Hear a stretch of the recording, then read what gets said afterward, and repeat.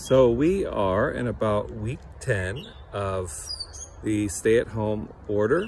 As you know, we're in the yellow phase, and being that we're 10 weeks in, you know, there's been lots of debates on whether or not this is a real thing, how significant it is, and I think that it is a real thing, and I think that there are people that have taken advantage of the situation.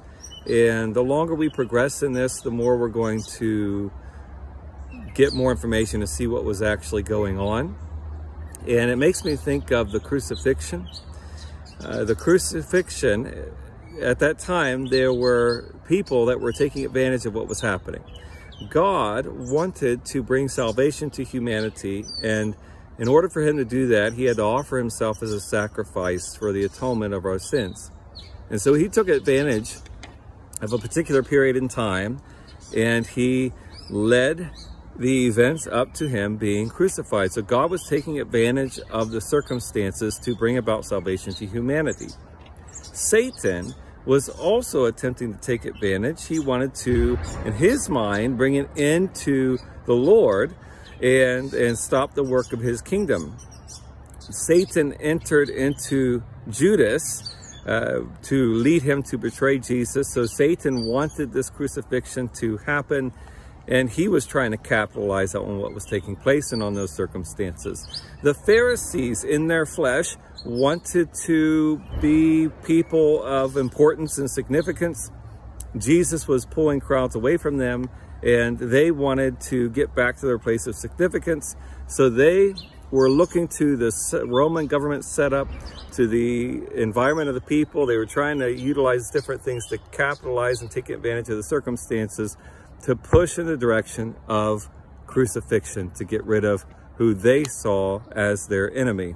So one event, and yet God, the enemy, and the flesh were all working to take advantage of the circumstances. And that happens a lot of times in life, where circumstances happen and people try to do different things with those circumstances. And I think that with this virus, in time, we're going to see the good, the bad, and the ugly.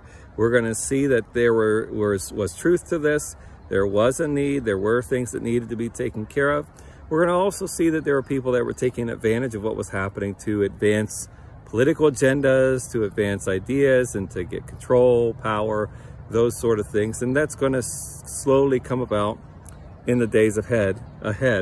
And here's the thing, though. You might feel like, well, I knew this was coming, or I've been duped, or whatever happened with you. But you can only do what you can do with the information that you have. And us as average citizens, we don't have all the information. You know, we have some of it. We can research and look at different articles, but even then, sometimes that's hearsay. Sometimes it's, I don't know if this is somebody else that has an agenda. And so it's difficult to make use of minimal information. So our call was to just do the best we could with what we had. So if we're complying, we're complying. If we feel like there's a concern, we express the concern, but still we try to figure out how to do the best with the information we had.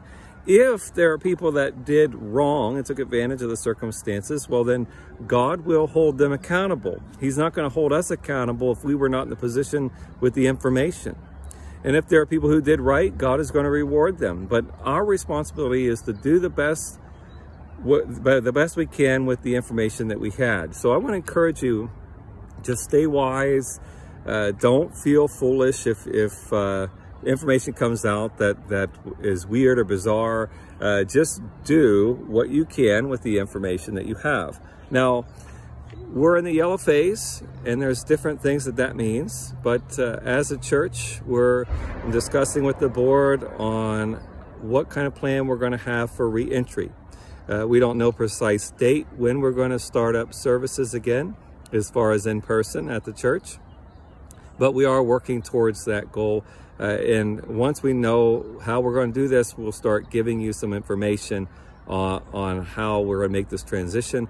When we go back to church, it won't be everything back to normal. We might make some adjustments for precautions, but we are working towards getting back together, and I'm really looking forward to it. So hopefully at some point in the weeks ahead, we will have a date for you when we're going to come back together.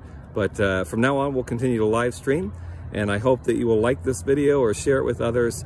God bless you. See you next time.